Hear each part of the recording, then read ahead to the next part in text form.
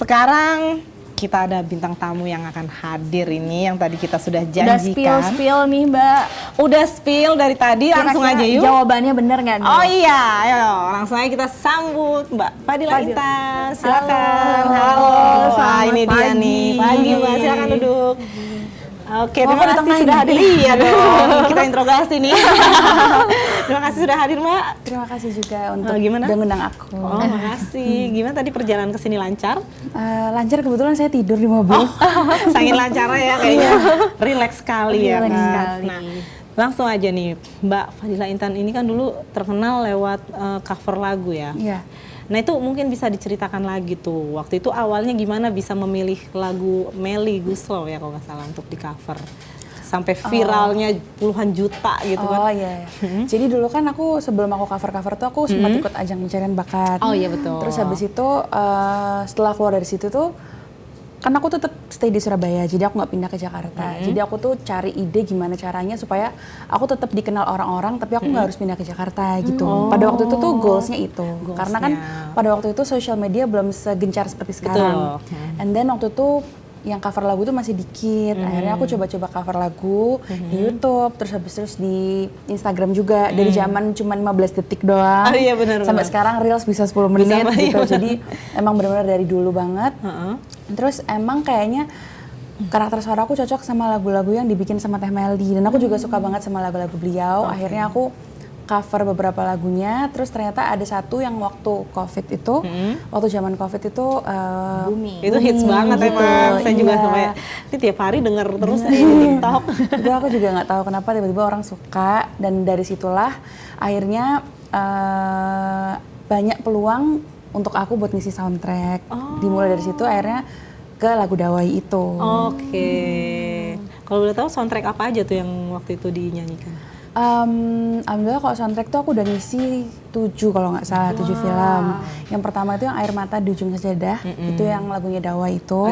Ya. Nah terus gara-gara itu juga alhamdulillah kan orang-orang juga suka, akhirnya membuka peluang rezeki di film-film lainnya. Terakhir kemarin ngisi Assalamualaikum Baitullah. Wah luar biasa. Mbak Fadila ini juga nyeni banget nih Mbak Fitri. Iya, dia selain vokalnya bagus, ternyata juga jago balet. Wah, dulu iya. Tuh bisa ceritain tuh gimana bisa nyeni banget. Jadi sebenarnya kenapa aku les balet itu karena basically aku tuh tetanggaan sama sanggar baletnya waktu kecil. Terus habis itu kenapa aku tuh mau gara-gara waktu itu tuh diiming-imingin sama mama, nanti kalau les balet boleh beli es krim di depannya. Iya, di depannya ada toko kan. Jadi karena es krim nih. Iya, padahal sampai detik ini, sampai aku besar, sampai udah nggak balet tuh nggak pernah beli es krim di situ. Soalnya mama kayak besok aja lah batuk ntar gini-gini. Bisa aja emang. Jadi aku waktu itu balet dari aku umur 3,5 tahun sampai aku selesai SMA. Jadi udah lama banget kan. Aku juga sempat ngajar juga, ngajar balet juga. Tapi setelah aku udah berkerudung, akhirnya aku pilih salah satu antara balet atau nyanyi ya. Akhirnya aku pilih nyanyi kayak gitu. Kayak lebih ini ke nyanyi ya, berat ke nyanyi ya. Oke. Nah, kalau soal terlibat dalam proyek lagu Titik Puspa tuh gimana tuh? Bisa diceritakan nggak? Ini juga sebenarnya itu legend banget loh. Iya, ini juga sebenarnya proyek yang dadakan. Karena sebenarnya itu kan habis ini aku ada rilis lagu baru lagi buat soundtrack film juga.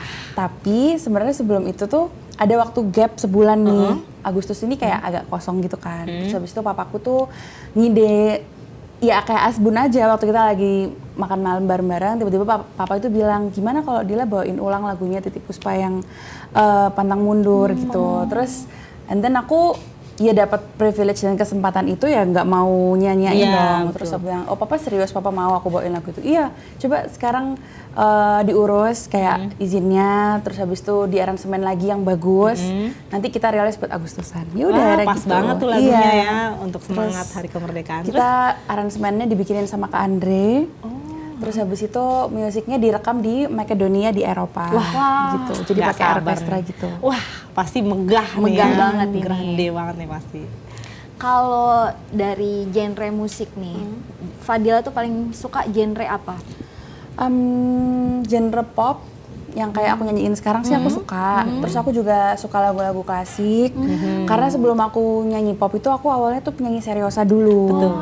Jadi habis penyanyi seriosa, iya. Terus pas udah lama nyanyi seriosa, terus habis itu mau terjun ke dunia ke pasar musik Industri. Indonesia lah ya, itu akhirnya aku tone down dikit seriosanya, aku mix sama pop kayak gitu. Oke, tapi ada kangennya nggak ke dunia seriosa lagi? Karena memang kan bakat awalnya di situ. Kangen sih kangen, tapi aku sebenarnya tetap nyanyi seriosa kalau aku les. Jadi kan aku sebenarnya sampai sekarang tuh nggak berhenti les kan Kak. Oke, Nggak berhenti tetap les. mengasah Iya, biar kayak kalau misalnya suatu hari nanti tiba-tiba ada pekerjaan yang harus aku nyanyi lagu klasik atau seriosa itu aku nggak bingung gitu, biar nggak lupa. Tetap ya, semuanya dicoba. Nah, kalau untuk musisi yang paling pengen diajak collab tuh siapa sih? Ada nggak? Ada sih. Aku pengen banget collab sama Kak Cakrakan. Wah, yang suaranya Sama-sama menggelegar itu. menggelegar. Kayak cocok deh kalau duet nih suaranya menyatu keren banget tuh pasti. Pengen banget sih. Soalnya kan suaranya kayak manly banget gitu Iya, kan. benar, Terus kayaknya benar. cocok kalau nyanyi bareng aku gitu. Tapi semoga nanti ada suatu kesempatan. Amin. Kalau sosok yang paling berpengaruh nih buat genre musik, perjalanan musiknya Fadila nih, siapa ada? Sebenarnya yang pertama pasti yang berpengaruh banget pasti orang tuaku sih. Karena kan mereka yang menyupport aku di karir ini gitu. Dan sama aku membawakan lagu Pantang Mundur ini pun juga kalau dulu mungkin lagu ini tuh untuk pahlawan gitu kan ya, untuk mengenang seorang pahlawan, seorang suami yang meninggalkan istrinya yang bekerja gitu. Tapi kalau ini mungkin aku maknainya pahlawan di hidup aku yaitu orang tuaku gitu. Oh, luar biasa. Jadi orang tua aku misalnya begitu kerasnya bekerja untuk mensupport anak-anaknya, itu aku sangat appreciate banget. Dan mungkin setelah orang tua aku, mungkin tokoh musik yang lainnya tuh aku pengen banget juga jadi kayak Mimi Krisdayanti. Wah, Sama itu Teh legend. Ocha Wah, juga. itu legend. Iya, jadi mungkin mereka juga yang mempengaruhi aku untuk kayak terus semangat untuk berkreatif gitu. Oke, bisa di-spill nih sedikit lagunya gimana? Lagu ini Pantang Mundur ya? Oke. Sembah sujud tananda dirgahayulah kakanda jayalah dikau pahlawan terus maju pantang mundur. Luar biasa ya, bagus banget. Merinding loh aku dengar suara asli loh, kayak Zoners bagus banget suaranya, kayak santai, relax gitu ya Aduh, nyanyinya. enggak, Ya. sebenarnya aku panik juga. Karena pagi banget.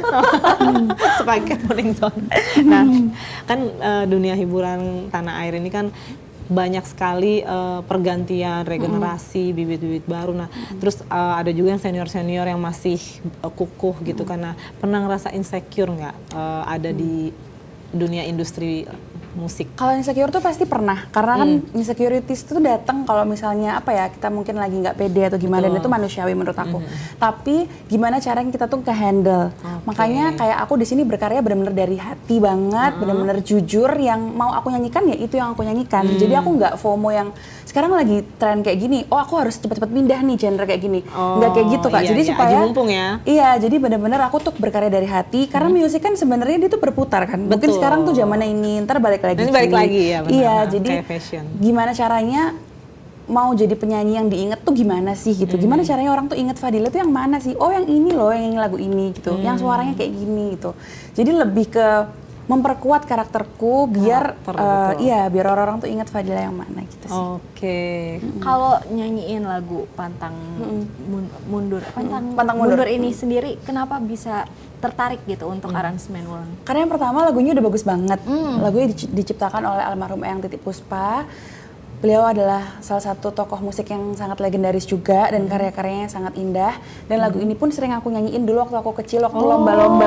Emang suka lagu-lagu ini ya, perjuangan ya. Terus habis itu lagu ini pun juga itu menurut aku pas gitu dikeluarin sekarang, maksudnya dirilis sekarang, karena sekarang itu kayak di sosial media lagi rame banget masalah-masalah yang di-up gitu loh Kak. Jadi kayak prestasinya anak-anak Indonesia jadi ketutup gitu loh. Jadi mungkin aku harapkan dari lagu ini tuh semoga bisa mengingatkan kembali kepada anak-anak yang berprestasi. Kalau Indonesia tuh nggak cuma masalah aja loh. Indonesia tuh banyak keindahannya, ada banyak prestasinya gitu. Jadi nggak fokus sama masalahnya doang. Wah, keren banget ya. Oke, Zoner, sangat inspirasi. Nah, kalau bisa nggak cerita nih flashback ulang waktu ikut ajang pencarian bakat tuh awalnya gimana? Memang kemauan sendiri atau memang ada yang mendorong untuk ikut? Enggak sih, itu tuh sebenarnya juga tiba-tiba. Jadi aku pulang dari kegiatan gitu, nggak ada rencana apa-apa, tiba-tiba aku audisi, jadi nggak pakai baju bagus, ya pakai baju bener biasa banget, sesuai sama lagu ini maju terus pantang mundur. Jadi karena Memang ada semangatnya di situ. Iya, emang anaknya tuh agak nekat gitu loh, Kak. Jadi kalau misalnya ada apa-apa, ada peluang apapun tuh aku coba jajakin dulu gitu loh. Nanti kalau kalah ya udah, ntar kita coba lagi yang lain. Kalah ya udah yang lain gitu. Jadi aku emang suka banget nyobain jatah gagalku yang banyak. Jadi nanti kalau misalnya udah sukses gitu kayak oh ya dulu aku udah pernah nyoba ini, gitu. Oh, yang ini sudah pernah mencoba ya. Tapi kemampuan olah vokal gini tuh ada turunan dari mama papa nggak sih? Ada sih kalau mama. Jadi dari keluarga Eyang tuh emang suka nyanyi gitu. Jadi suka nyanyi sama kalau Eyang tuh nari Jawa. Jadi memang mungkin ada darah seninya dari situ. Tapi ya nggak dipungkirin juga karena aku dari kecil tuh emang disiplin latihan gitu Kak. Karena kan nyanyi tuh nggak cuma sekedar nyanyi kan, harus tahu gimana cara menyampaikan isi cerita lagunya kayak gitu.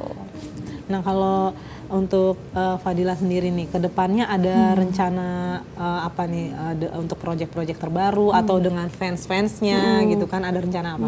Aku rencananya sih pengen punya album, terus selain punya album aku pengen juga bikin showcase. Nah, itu mungkin showcase-nya nggak harus showcase yang langsung besar, mungkin showcase kecil-kecil tapi sering gitu. Jadi orang biar termemori ketemu fans sama ya. lagu-lagu aku gitu. Iya betul banget. Oke, ada rencana pindah genre yang lain gitu? Kalau pindah genre Mencoba-coba? tapi mungkin aku belum pernah rilis lagu yang happy kan. Selama ini lagunya sedih terus. Nah itu sudah Iya. ya. Jadi mungkin sesekali nanti di album aku bakal ada terselip lagu yang happy, jadi nggak bosen. Oke, kalau selama ini, ini ada pertanyaan nih dari Okezoners. Mindset seperti apa yang kamu puja agar tetap maju dan berani? Wow. Menurut aku mindset percaya diri sama diri kita sendiri sih. Kadang itu orang cuman bilang, ayo kamu harus berani. Tapi kita nggak tahu gimana cara kita berani gitu. Betul. Menurut aku kita harus percaya sama kemampuan diri kita.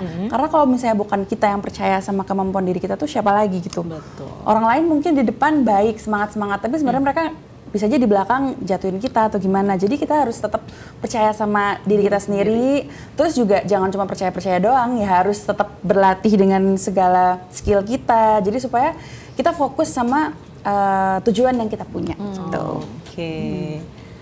Nah mungkin ini juga nih, gimana selama ini Intan nih menjaga kedekatan dengan para penggemarnya? Apakah sering ada acara-acara misalnya jumpa fans atau misalnya ya bikin pertemuan kecil-kecilan gitu Sering kan? sih Kak di Surabaya tuh kita, karena alhamdulillah kemarin itu banyak rilis film kan, jadi kita sering banget nobar sama teman-teman di Surabaya, terus kita juga makan bareng, terus kita juga sering, kita ada grupnya gitu, jadi dan ada aku ya? juga, jadi di Wah, situ seru kita banget. sering kayak bercanda-bercanda di situ. Gitu sih. Jadi nggak terlalu banyak jaga jarak ya?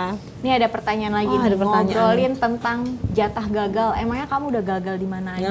Aduh banyak banget, cuman nggak aku posting Nah aja. ini yang nggak diketahui Okezoners nih, Yang taunya kita cuma tahu. happy-nya doang. Iya, jadi setelah aku tuh ikut ajang pencarian bakat tahun 2016, aku tuh mencoba peruntungan kembali gitu. Oke. Namanya untuk bikin orang inget nama Fadila Intan kan susah banget Betul. ya. Akhirnya aku coba beberapa ajang pencarian bakat 3 tahun berturut-turut tuh gagal semuanya.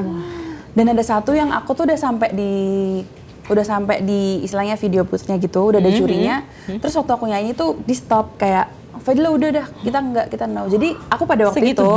pada waktu itu aku ngerasa kayak, aduh sejelek itu kah suaraku sampai insecure banget iya tuh pasti. satu yes aja tuh aku nggak dapat, terus aku down banget. Terus aku juga pernah mewakili Indonesia. Kita waktu itu ber-12 atau ber-15 gitu, lomba nyanyi di Amerika kan. Terus aku satu-satunya orang yang nggak bawa medali. Jadi semuanya bawa medali kecuali aku. Hebat, Terus habis itu waktu pulang ke Indonesia, kita diwawancara kan. Terus ada kayak wartawan gitu yang tanya, kok itu mbaknya kok nggak pakai medali, sendiri ya kayak gitu. Itu langsung kayak, Lagi gimana sih itu? Aduh. Lagi down makin down. Iya, padahal kan aku udah merasa bersalah ya karena aku nggak menang. Tapi ya digituin makin, walaupun sebenarnya mungkin beliau nggak salah, tapi kayak placementnya Momennya aja. nggak pas. Iya. Terus aku juga sering banget dulu sebelum lagu Dawai, aku nyanyi tuh nggak ada yang nonton. Jadi kalau misalnya aku nyanyi, misalnya tamunya pulang ya semuanya pulang. Akhirnya aku udah prepare dari pagi, yang nontonin aku tuh cuman tukang catering. Jadi udah sering banget merasa kayak diabaikan, maksud penolakan tuh udah sering. Tapi ya tidak menyalahkan juga mereka karena pada waktu itu juga mereka belum tahu aku. Iya betul. Jadi ya memang prosesnya sangat panjang sampai di titik ini gitu Wah, Kak. ternyata Okezoners tidak semudah yang dibayangkan ya. Iya. Kita cuma taunya happy-happynya doang. Nah, yang susah-susahnya kan kadang nggak di-share ya. Dan ternyata wah perjuangannya berat ya. Mau rasa insecure. Nah, kalau misalnya ada lagi nih. Kak katanya dulu guru ngaji. Nah, iya nih, apa benar nih? Wow, sebenarnya ini tuh bisa bilang bener, bisa bilang enggak. Karena sebenarnya dulu tuh aku habis SMA, pas SMA, kita tuh dapat kesempatan buat ngajar anak-anak kecil gitu loh. Jadi emang beneran iya, beneran ngajar. Ngajar tapi ngaji. bukan main profesi gitu. Tapi yang muncul di media tuh ini, jadi kayak ya bener juga sih. Tapi bukan yang benar-benar profesi yang lama Iya, banget. iya. Jadi cuma beberapa bulan aja. Oh, berarti pinter ngaji nih Okezoners ya. Aduh, jangan dibilang gitu. Udah pinter balet juga Mbak. Iya, kayak berbakat banget. Berbakat ya banget semuanya. nih. Nah, kalau misalnya nih ada Okezoners yang juga bercita-cita seperti Kak Intan ini mau menjadi penyanyi, terus harus melewati banyak apa sih namanya tantangan-tantangan tuh gimana tuh tips dan triknya buat Okezoners yang ingin seperti Kak Intan bisa melewati semuanya, tetap ini fokus dengan cita-citanya. Kalau aku tuh yang pertama nggak boleh melewatkan kesempatan-kesempatan. Terus harus fokus sama kemampuan diri sendiri. Terus jangan nggak boleh sombong juga, nggak boleh merasa kayak, kalau aku udah ikut lomba ini, aku nggak mau cobain kesempatan lainnya, enggak. Karena sebenarnya orang berhasil nggak mungkin dari satu kesempatan doang Betul. gitu. Jadi nggak boleh sombong kayak merasa udah tinggi, harus tetap merasa rendah hati karena mungkin dengan itu kita bisa akhirnya naik pelan-pelan gitu. Oke, Terus bisa ada prosesnya ya? Iya, terus habis itu harus percaya dengan proses betul dan harus konsisten. Jadi mungkin ada orang yang cuma sekali ikut lomba langsung moncer, tapi kadang nggak semua luck itu tuh kita dapat gitu loh. Jadi jalannya pasti berbeda-beda, harus benar-benar mau telaten juga kalau misalnya mau mencapai sebuah goals. Wah, luar biasa. Tapi sejauh mana sih faktor luck itu berpengaruh? Apakah cukup hanya bakat, terus koneksi dan lain sebagainya, terus ataukah memang faktor luck ini yang 50% gitu? Bisa jadi sih Kak. Wah. Karena kayak misalnya lagu aja ya, kita misalnya rilis lagu 10 dalam setahun. Kita nggak pernah tahu lagu itu tuh yang hits. booming yang mana, iya. Padahal kita tetap harus produksi 10-10-nya kan. Dan itu melelahkan sekali menurut aku karena kita produksi istilahnya kita keluar budget produksi 10, tapi yang booming baru satu. Terus orang pasti mikirnya ya yang naik cuma satu. Padahal sebenarnya kita udah bekerja keras untuk 10 lagu gitu. Ya. Dan padahal kita nggak pernah tahu mungkin di tahun-tahun berikutnya. Makanya itu kita harus tetap sabar dan konsisten. Tetap nggak boleh putus asa Iya, ya. betul. Nah, apa nih yang mau disampaikan kalau ke orang-orang yang selama ini sudah mendukung Kak Intan selama ini? Dari Mau bilang makasih, mau bilang makasih sebanyak-banyaknya karena kadang tuh aku sering loh Kak, kayak mungkin udah di titik ini pun tuh kadang sering ngerasa apa udahan ya nyanyinya ya, kok kayak capek ya kayak gitu. Cuman setelah melihat, aku suka banget kalau misalnya aku lagi down, aku suka banget buka YouTube aku, terus buka video yang paling pertama aku upload, terus aku tonton, aku baca komen-komennya. Oh mereka udah support dari tahun-tahun itu loh. Kalau misalnya aku berhenti sekarang kayaknya terlalu jauh deh, kayaknya aku udah terlalu jauh untuk nyemplung gitu loh. Kalau misalnya mau keluar sekarang kayaknya sayang banget. Jadi aku mau bilang terima kasih buat teman-teman yang udah support. Karena support cuman satu komen positif aja tuh bisa ngaruh buat aku sampai lama loh gitu semangatnya. Jadi senang sih. Oke. Nah sekarang kan dunia musik Indonesia lagi gonjang-ganjing nih, Kak Intan, gara-gara ada Royalti. betul Yang isi tadi kita royalti. bahas. Nah Kak Intan sendiri gimana nih menyikapi hal itu sebagai seorang penyanyi musisi gitu?